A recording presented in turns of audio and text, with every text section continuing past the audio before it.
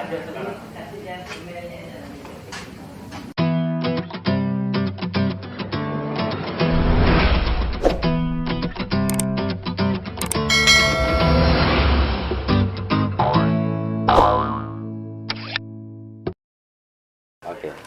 Assalamualaikum warahmatullahi wabarakatuh. Jumpa lagi dengan saya Fikri di channel kami, di kolaborasi channel Kopi Lagu Buku Obrolan Sana Sini. Bersama saya sudah ada Mbak Ruli Malai. Sampaikan salam dulu dengan teman-teman geng di sana, Mbak. Halo, saya Ruli Malai. Iya. Saya salah satu volunteer di Yayasan Kebaya Yogyakarta. Terima kasih, senang diajak di channel Bapak. Ya, sama-sama. Lalu sama Mami Vinol, monggo silakan beri salam ke sahabat-sahabat geng Nusantara di. Ya. Halo, saya Mami Vinolia. Saya juga volunteer di Yayasan Kebaya, yang mana Yayasan Kebaya bergerak di bidang dukungan dan perawatan HIV/AIDS dan lansia. Oke, makasih Mbak. Jadi gini geng, sebetulnya ini apa yang membuat ini saya sedang berada di Sekretariat Kebaya ya. Apa itu kepanjangannya Kebaya, Keluarga Besar Waria Yogyakarta. Nah, ini saya kebetulan berada di halaman belakang dari sekretariatnya ini di daerah apa namanya ini Mbak? Gowongan Lor di kota Yogyakarta, dan kita nanti akan berbincang-bincang dengan Mbak Ruli dan Mami Vinolia ini terkait dengan aktivitas di Rumah Kebaya.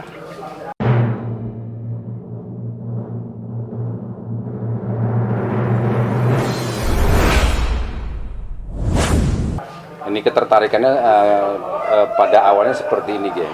Saya kebetulan kenal dengan teman-teman erat, Mas Widong dan Mas Komeng,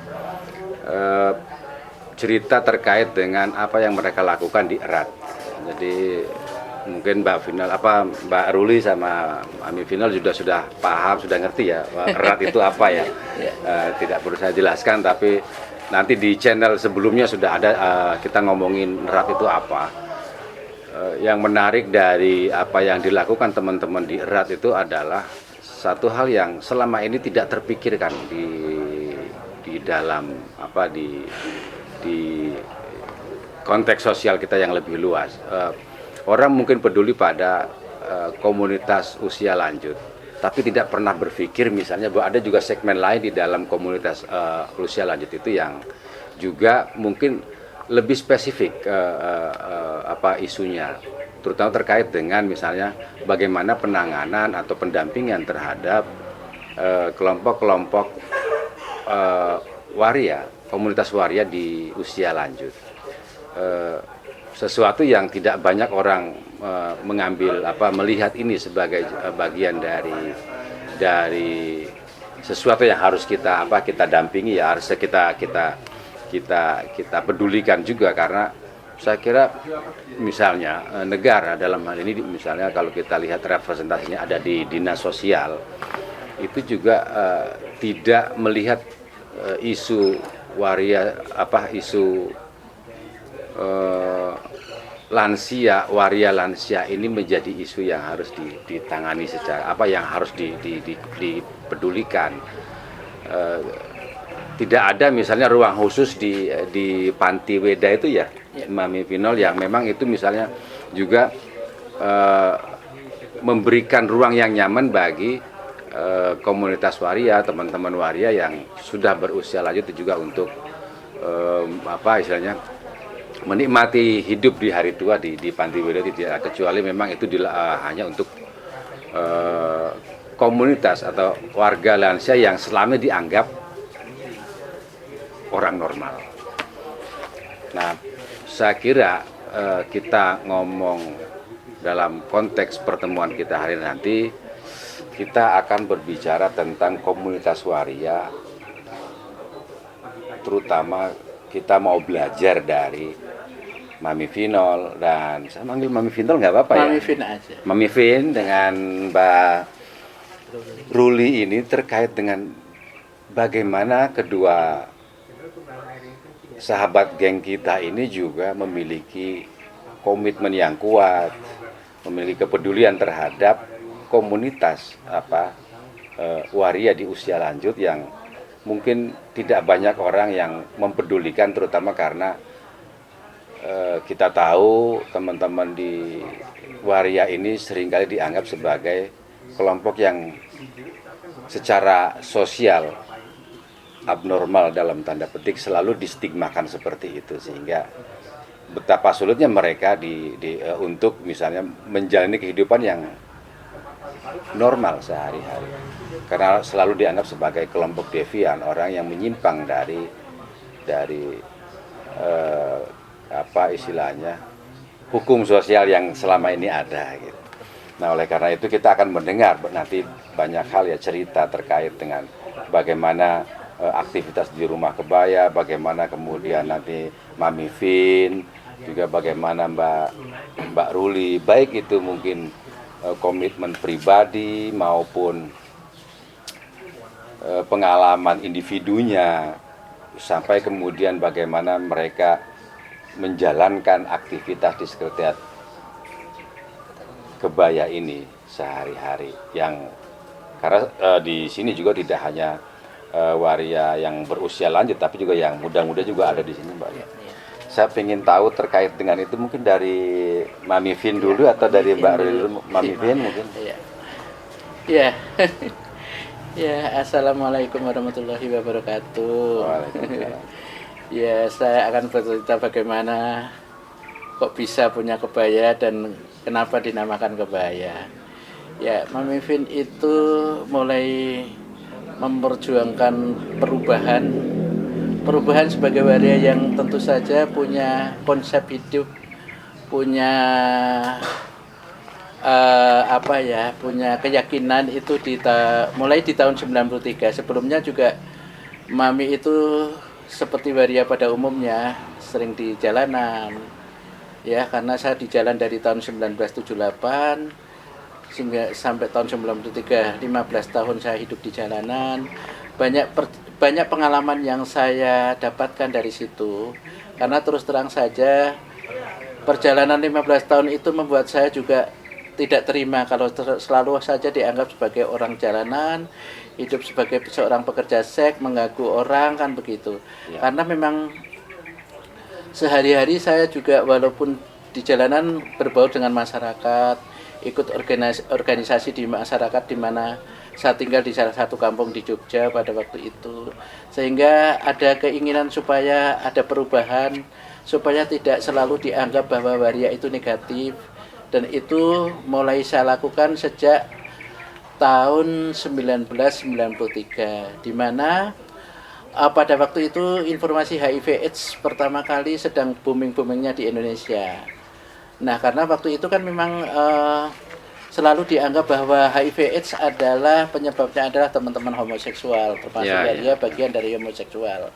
Nah, karena saya juga merasa bahwa bagian dari itu, saya penasaran juga sih, apa betul sih kemudian semuanya kok bersumber dari kita, gitu. Karena terus terang saja kita bisa berbuat begitu karena ada yang mau begitu. Kalau nggak ada yang mau, ya mana kita bisa berbuat begitu, seperti itu. Sehingga kemudian ada salah satu lembaga besar di Jogja namanya PKBI. Saya gabung di PKBI. Pertama kali yang saya lakukan waktu itu adalah tes HIV dulu. Karena dengan 15 tahun di jalanan, saya yakin pasti saya juga bisa tertular HIV. Tapi alhamdulillah, mungkin ya hubungannya selalu sama Tuhan ya, saya bahwa Tuhan tuh kalau punya rencana luar biasa. Gitu, sehingga ternyata alhamdulillah saya negatif HIV. Dan itu mengingatkan kita, mengingatkan Mami dan menyadarkan Mami harus mulai membuat satu perubahan hidup. Bisa nggak sih saya menjadi bagian dari lembaga tersebut? Dan ternyata bisa. Teman-teman di PKB itu welcome semua, karena saya waktu itu satu-satunya waria di sana yang mau belajar itu. Mengingat bahwa latar belakang teman-teman PKBI itu kan secara latar belakang pendidikan, kemudian intelektual itu kan memang tidak bisa diragukan lagi. Mereka luar biasa. Sementara Mami Vin hanya orang nggak jelas di lapangan, secara pendidikan juga nggak jelas gitu. Tapi kok mau berangkat belajar gitu. Nah, saya belajar di sana tentang HIV. Tujuannya adalah bagaimana saya bisa mewakili, menyuarakan teman-teman waria bahwa waria itu tidak selalu identik dengan HIV seperti itu. Ya. Nah, saya belajar di sana cukup lama, ada sekitar 13 tahun, dan perjalanan 13 tahun itu memang tidak cepat, lambat, tapi pasti saya mulai merubah pemikiran saya bahwa sebetulnya kembali lagi kepada kami waria yang memang mau berubah ya pasti bisa berubah. Buktinya dengan saya belajar di sana, didukung oleh teman-teman volunteer di sana, relawan-relawan di sana, saya bisa memposisikan diri saya sebagai seorang waria yang mandiri, yang bisa dipercaya, yang selalu didengarkan. Kalau dulu mendengarkan, sekarang membangun kepercayaan dan didengarkan oleh banyak orang.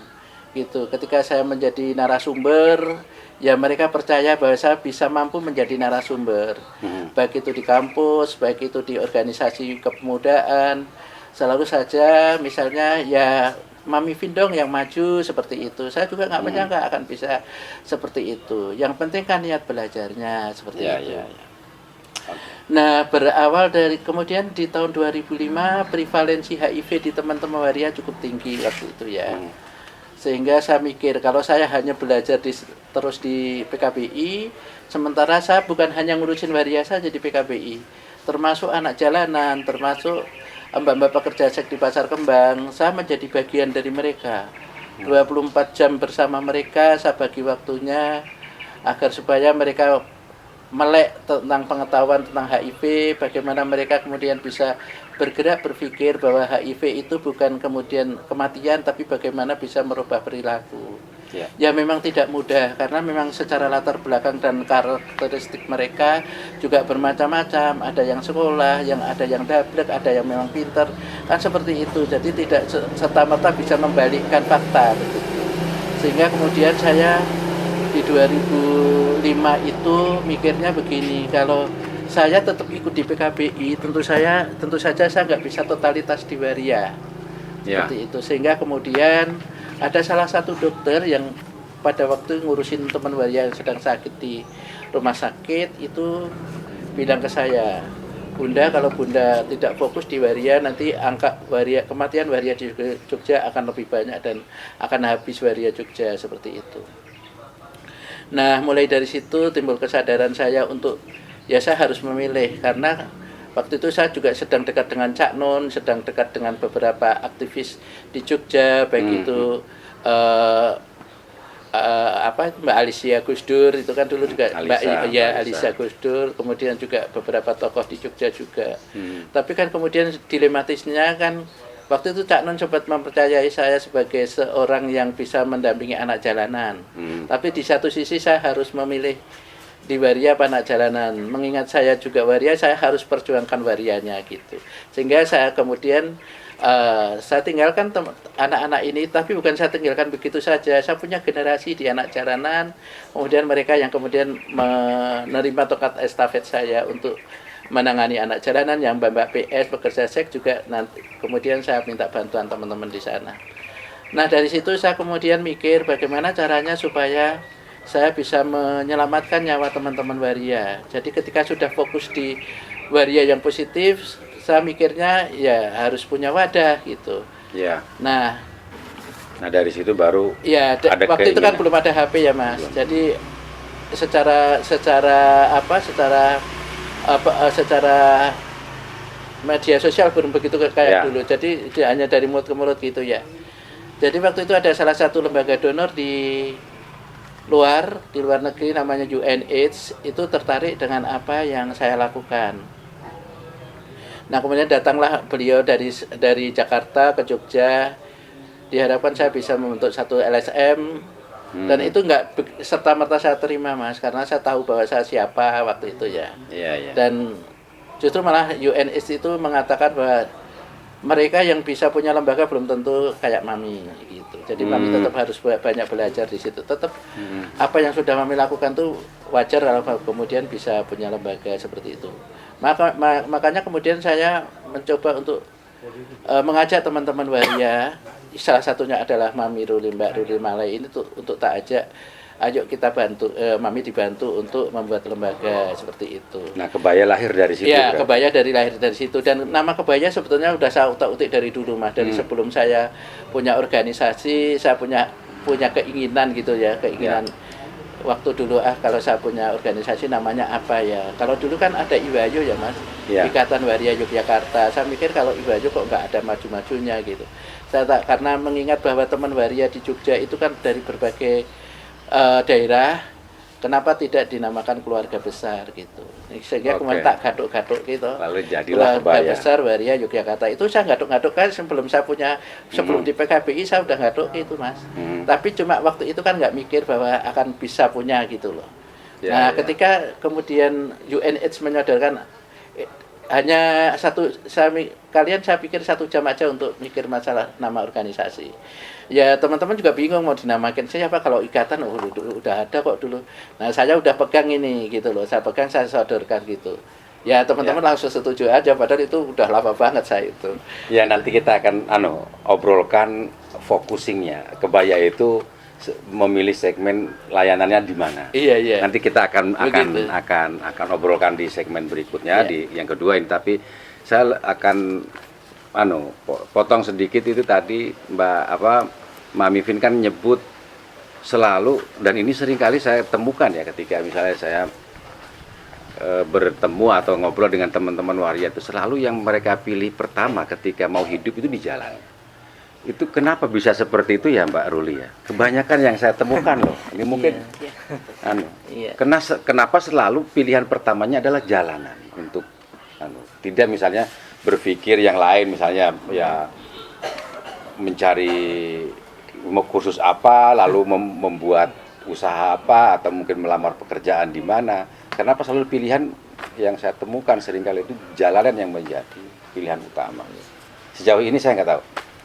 Gimana Mbak Ruli? Baik Bapak, terima kasih, pertanyaan yang menarik untuk kami sekaligus untuk komunitas Mas Puan di Yogyakarta. Saya Ruli Malai, saya dari Bone, Sulawesi Selatan. Saya juga membantu Mami Vin di Yayasan Kebaya Yogyakarta sebagai volunteer. Sekaligus saya juga membantu untuk mengelola program-program yang ada di Yayasan Kebaya dengan berbagai basis isu, salah satunya isu HIV/AIDS, juga tentang gender seksualitas, pemberdayaan ekonomi, juga terakhir tentang lansia yang terkait dengan erat. Sungguh berkesan buat kami ketika berjumpa erat sebelum fase pandemi sekitar tahun 2019, dan ternyata bisa bersinergi karena kami merasakan ada sebuah pandangan yang sama-sama positif bagaimana untuk melakukan perhatian terhadap kawan-kawan lansia yang terutama untuk kawan lansia transpuan. Terkait dengan pertanyaan mengapa mereka itu pertama kok di jalan, persoalan stigma diskriminasi yang terjadi pada kawan-kawan waria itu adalah manifestasi dari penolakan oleh sistem, oleh keluarga, oleh orang-orang terdekat dari mereka, sehingga mereka memutuskan untuk pergi dari rumah, kemudian memilih ruang yang mereka pikir memperoleh sebuah kebebasan baik dari aspek ekspresi maupun interaksi dan menemukan komunitasnya. Salah satu penyebab adalah penolakan dari keluarga, atau seringkali mereka mengalami kekerasan itu justru dari orang-orang terdekat. Artinya pemahaman masyarakat mayoritas itu masih terlalu biner tentang gender seksualitas, tentang orientasi seksual yang berbeda.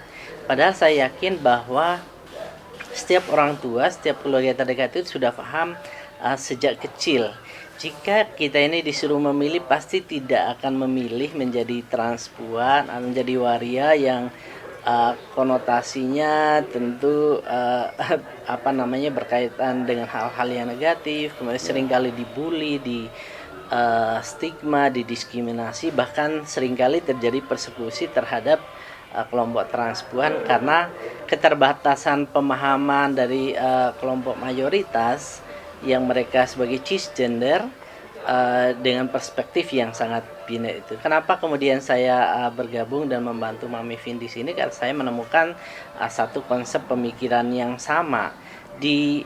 Sebetulnya saya jumpa Mami sudah sejak tahun 98 ketika ketika saya datang juga untuk melamar sebagai volunteer di PKBI, tapi waktu itu saya tidak lolos di role play.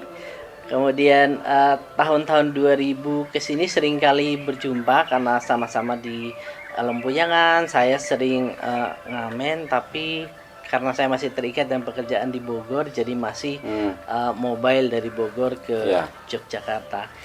Karena saya mengawali perjalanan hidup sebagai transgender dari keluarga keluarga secara normatif yang sangat agamis, yang religious. Mereka karena dalam keluarga besar tentara begitu sangat ketat proteksi dari aspek kedisiplinan, kemudian bagaimana menerapkan laku hidup sehari-hari sebagai anggota keluarga, sebagai anggota masyarakat. Tetapi kemudian keluarga saya lebih demokratis dan menghargai perbedaan saya dengan anggota keluarga yang lain, sehingga saya masih diberikan kebebasan untuk bisa mendapatkan pendidikan yang normatif, yang relatif masih beruntung gitu, karena bisa bersekolah sampai dengan sekolah lanjutan tingkat atas, artinya setara dengan sekolah guru. Tidak banyak yang punya itu ya, betul, melanjutkan seperti itu. Iya betul. Dan saya mendeklarasikan diri sebagai transpuan sejak dini, jadi sejak tahun 78 ketika tamat. Pada saat umur berapa itu? Saya kira sekitar 18 ke 19 tahun ya. Jadi 19 tahun saya tamat sekolah guru dan menjadi guru di salah satu kabupaten di Nusa Tenggara Timur. Karena saya dari Bone, Sulawesi Selatan, saya sempat menamatkan pendidikan SPG di Majene, langsung ditugaskan di sana sekitar 10 tahun. Nah, itu bukan sebuah perjalanan yang pendek, penyesuaian untuk memperjuangkan entitas diri, berjuang sebagai diri transpuan, kemudian berinteraksi dan mengedukasi orang lain di sekeliling saya untuk bisa menerima secara normatif bahwa orang yang berbeda itu tidak identik dengan pelecehan seksual, dengan hal-hal yang negatif seperti itu. Toh secara faktualnya saya bisa mendidik banyak sekali murid-murid selama 10 tahun, yang kemudian pada suatu saat saya memutuskan untuk keluar sebagai PNS karena bergabung ke partai politik. Kemudian saya resign secara total dan kembali secara totalitas mengabdi di jalur non-government organization atau NGO, yang kala itu saya bergabung pertama di Bogor dan kurang lebih 10 tahun saya tinggal di Bogor, baru kemudian saya ke Yogyakarta. Nah, di komunitas ini saya menemukan banyak kesamaan pagu perjuangan yang kemudian kami bisa link dalam sebuah pergerakan perempuan di awal, karena kita bergabung di serikat perempuan solidaritas perempuan Kinasih Yogyakarta, yang kemudian kita aktif sekali di awal-awal reformasi sampai dengan ketika reformasi saya juga ada di Jakarta pada saat itu, dan setelah tahun 2000-an saya di Yogyakarta dan bersama kawan-kawan berkembang di sini. Oke. Nah, boleh nggak kalau kita kembali ke tadi soal, kalau saya mengatakan kebanyakan waria kenapa memilih jalan secara mayoritas ya, ini sebetulnya sebagai perlawanan sosial dari tekanan sosial mereka ya. Jalanan mungkin ekspresi paling luas. Bisa nggak kita memaknainya seperti itu atau karena, mungkin karena saya bagian dari mereka, Mas. Jadi saya tahu betul bagaimana kenapa kami ini lebih nyaman hidup di jalan. Satu hal yang kemudian menjadi kemerdekaan kita ya di jalanan gitu. Di masyarakat kita diterima, tidak diterima, dibully, ya di keluarga sama juga seperti itu. Beruntunglah buat teman-teman waria yang diterima oleh keluarga. Bagaimana yang tidak terima? Kalau perbandingan mungkin yang tidak diterima lebih banyak daripada yang diterima. Termasuk saya tidak diterima oleh keluarga. Saya orang Jogja, saya orang Badran, gitu loh. Tapi saya tidak diterima sebagai waria. Dulu saya juga takut sama waria, Mas. Saya pikir waria itu apa gitu. Tapi ternyata karena saya waktu kecil juga sudah senang berpakaian perempuan, senang main bola bekel, boneka. Oh ternyata ini waria itu. Akhirnya yang tadi saya takutin malah kemudian menjadi teman gitu loh, Mas. Nah, rata-rata teman-teman waria itu ke masa remajanya kan memang masa di mana mereka transisi ya, Mas, pencarian jati diri. Mereka bingung juga. Saya juga mungkin sangat bingung akan kemana ini arahnya. Sementara di sisi lain baik keluarga baik masyarakat kan nggak paham juga tentang apa yang ada di dalam hati kami ini yang memang berbeda ini. Nah, teman waria ketika kabur dari rumah, keluar dari rumah kan juga yang dibutuhkan adalah sandang pangan. Betul. Sementara pekerjaan kita nggak punya. Siapa bilang waria bisa diterima di masyarakat sebagai seorang pekerja? Nggak usah yang terlalu tinggi pekerja, jadi pembantu saja. Orang sudah kalau dipilih antara nenek tua dengan waria pasti akan milih nenek tua. Waria itu nggak mungkin dipilih karena pikirannya sudah jelek dulu. Karena negatif dulu tentang waria, gitu loh pasti. Karena stigmanya yang buruk. Iya, makanya kemudian kita cari duitnya dengan cara di jalan. Justru malah keberuntungan kita menjadi ganda, Mas. Di satu sisi kita bisa mendapatkan laki-laki yang kita suka. Kalau di kampung kan kita orang kampung tuh ya jujur saja, mereka pada munafik ya. Nah, sebetulnya dia kalau urusan seks pasti nggak pilih-pilih juga kalau nggak ada orang, pasti siapa aja bisa. Wong kalau kita mau saling terbuka sebetulnya kita di kampung juga sudah dilecehkan, sudah disuruh melayani. Tapi kan mana mungkin dia akan cerita sama keluarganya, sama teman-teman kan tidak juga. Sehingga kemudian ya di jalanan itulah orang-orang laki-laki ini bisa melampiaskan itu dengan waria. Mungkin kalau dengan perempuan bayarannya mahal. Ya, yang penting kan keluar kan begitu kan. Nah dengan waria mungkin lebih murah kan gitu, bang sama aja kok gitu. Enggak, misalnya yang membedakan adalah kalau waria itu bisa di mana saja, yang penting tempat gelap jadi. Kalau perempuan kan harus di kamar. Gitu kan, itu yang membedakan kenapa kemudian laki-laki suka sama waria dengan bayaran yang murah, kemudian kita bisa ketemu terpuaskan begitu. Nah itu kan kemudian dijadikan profesi sama teman-teman. Nah itu loh. Betul. Kita dapat uang kan, Mas, bisa makan akhirnya. Itu makanya kemudian pekerja seks itu bukan hanya perempuan, pekerja seks itu waria juga. Dan saya 15 tahun di jalanan, Mas, cari uang dengan cara begitu, bisa ngontrak, bisa ini, punya pacar gitu loh, Mas. Betul, nah ini itu rata-ratanya. Ini yang menarik buat kita. Ini kan ini dari jalan ini loh, Mbak Ruli ya.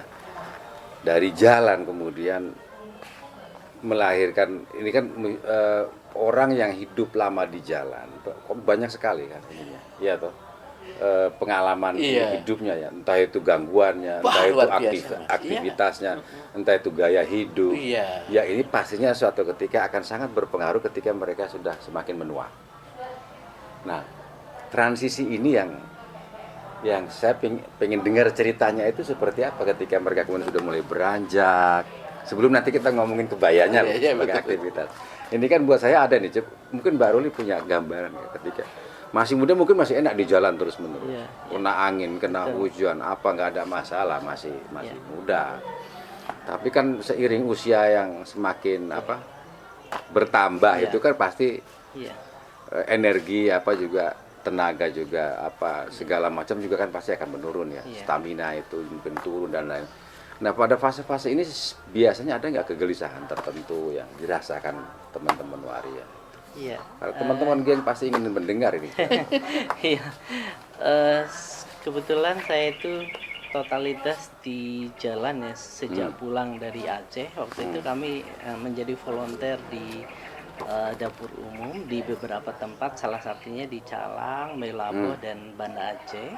Sepulang dari sana saya berangkat dari petisi keprihatinan tentang kehidupan teman-teman transpuan yang mereka hidup bertahan di jalan gitu. Dan wah, saya benar-benar merasa empati saya sungguh dalam begitu, sehingga saya putuskan dari Bogor saya hanya membawa 1 lembar pakaian yang ada di badan.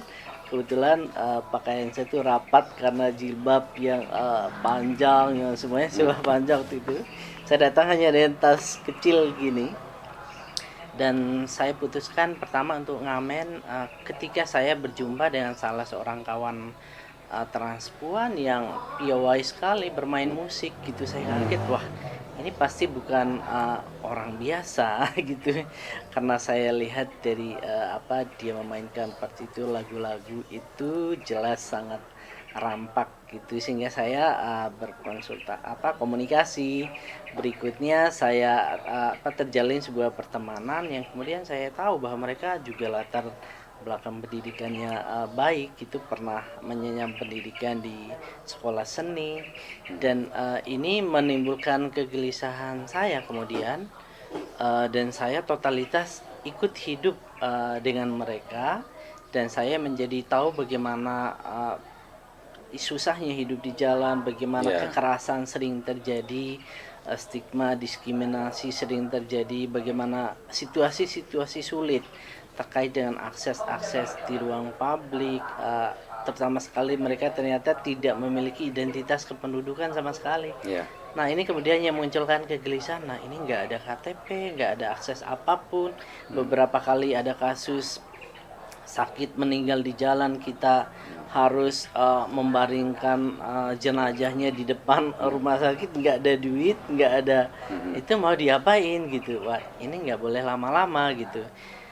Kebetulan saya pada saat di jalan juga menemukan kasus lain, salah satu anak yang bermasalah di jalan, anak dengan usia 8 tahun gitu, lari dari rumah, kemudian lari dari tempat belajar gitu, sehingga saya terenyuh dan memutuskan untuk mengambil tanggung jawab untuk mengasuh. Pada awalnya saya memulangkan lewat stasiun televisi ke keluarganya, ternyata keluarganya kembali menyerahkan kepada saya melihat karakter si anak ternyata sudah seringkali berusaha untuk lari ke jalan gitu. Karena kebetulan situasi di jalur-jalur kereta pada saat itu masih sangat memungkinkan bagi orang-orang untuk hidup di jalan, terfasilitasi. Mereka jadi tukang sapu di dalam kereta ekonomi, ngikut ke sana kemari tanpa harus membayar, seperti itu.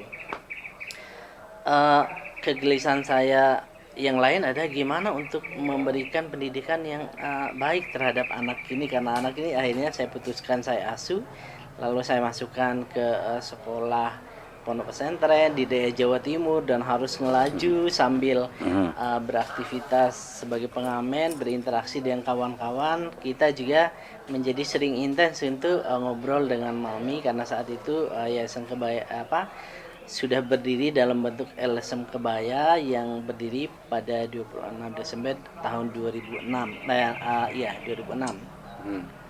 Dan dari situ kita akhirnya kemudian memikirkan secara intens, kita harus melakukan sesuatu untuk merubah keadaan ini. Bagaimana mendorong kawan-kawan itu supaya punya komunitas, supaya tinggal di kos-kosan. Nah saya awali di awal tahun 2007, masih 2006 akhir itu, setelah beberapa bulan gempa, kami punya dapur umum di Ganti Warno dan salah satunya di Bantul, dan saat itulah saya seringkali berkomunikasi dengan beberapa teman yang masih bisa diajak komunikasi untuk mencari tempat, dan kami dapat tempat di Jalan Solo KM8 itu, dan kami tinggal di situ dengan beberapa teman waria. Pada awalnya kami bertiga.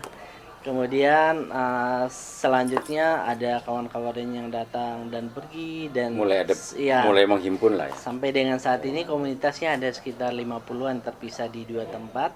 Kalau di tempat saya itu hanya sekitar 15-an orang. Kemudian di ada lagi pas di pertigaan Maguwo dekat kantor kelurahan itu sekitar 20-an. Kemudian di ujung di Sorogenen itu ada belasan gitu. Oke. Itu awalnya kenapa saya berpikir bahwa kita harus melakukan perubahan untuk bisa mendapatkan akses ini. Kan persoalan dasarnya tidak sekedar banyak yang lari kemudian memutuskan tinggal di jalan, tapi mereka nggak punya pendidikan, nggak punya skill, dan harus mengakses segalanya kayak gitu. Ada hal yang harus dipikirkan lebih lanjut dari sekadar betul. ini ya, pendidikannya, tempat tinggalnya. Kalau di jalan terus nanti tidur di emperan toko, di sembarang tempat. Betul, ini kan dampaknya buat ke depan juga ya. Oke. Saya kira nanti kita harus masuk nih ke aktivitasnya, ke kebaya ini ya, Mami Vin ya. Lalu di komunitas, di sekretariat ini yang boleh tinggal di rumah kebaya, di kebaya ini tuh, apakah mereka yang memang sudah lansia atau juga yang muda bisa ke sini? Ya, pada awalnya kita memang ini fokus dulu ke odanya, Mas. Banyak oda yang terstigma, baik itu oleh keluarga, masyarakat.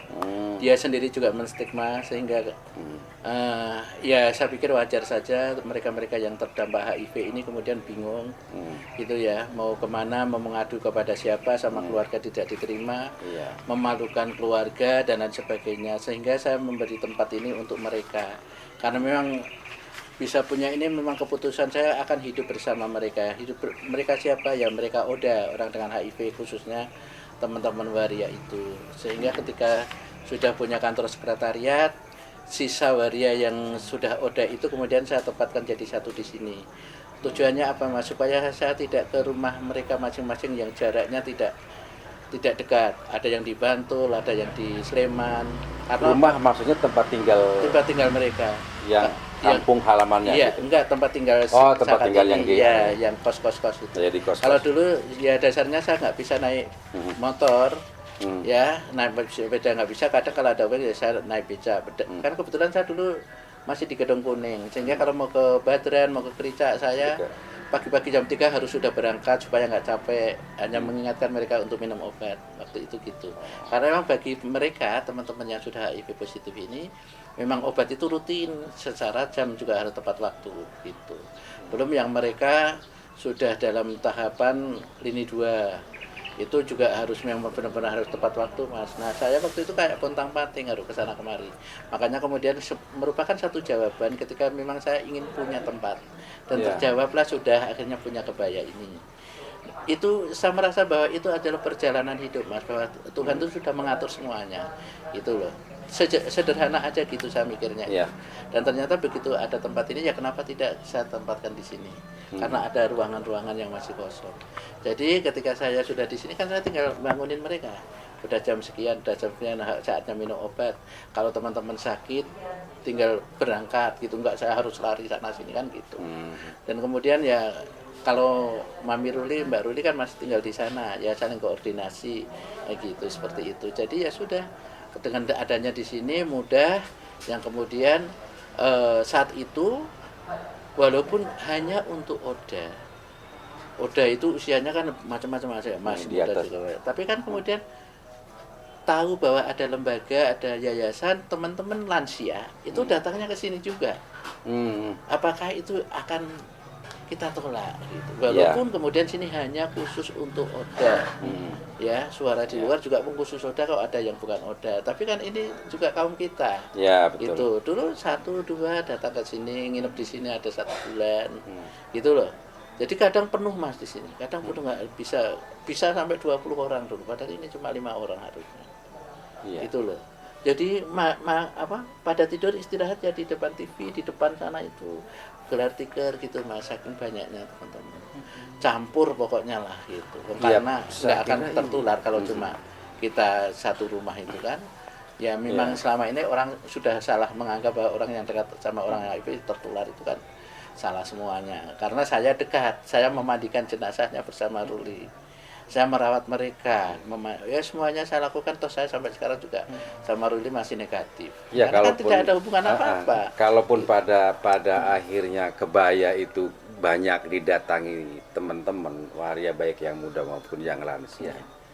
itu buat saya kan menunjukkan ini sebenarnya ada suasana yang lebih nyaman buat mereka ini untuk datang. Sesuatu yang selama ini belum ada. Iya. Dan juga yang perlu diketahui Mas, seiring berjalannya waktu, bukan hanya waria Oda yang di sini. Semua baik itu laki-laki, perempuan, kalau dia terstigma dari rumahnya, larinya ke sini. Gitu. Akhirnya ya di sini bukan hanya waria, ada laki-laki, ada perempuan, ada ibu rumah tangga, ada ibu yang mengandung. Dan di sini kita juga merawat satu anak yang ibunya positif HIV. Anaknya negatif, tapi dari lahir loh Mas, dari usia 3 hari itu kita rawat sampai sekarang udah 4 tahun.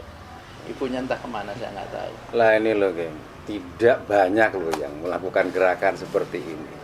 Kebanyakan kita hanya melakukan membuat stigma terhadap teman-teman waria tanpa berpikir bahwa teman-teman waria juga ya manusia. Ya bisa kita menganggap ini sesuatu yang buruk ya. Soal bahwa banyak kaum agamawan itu memiliki stigma yang yang karena alasan-alasan doktrinal itu mereka kemudian mengesampingkan atau membuat stigma yang berbeda bahwa ini kelompok yang tidak percaya pada takdir Tuhan. Tapi saya kira kita tidak ngomong itu.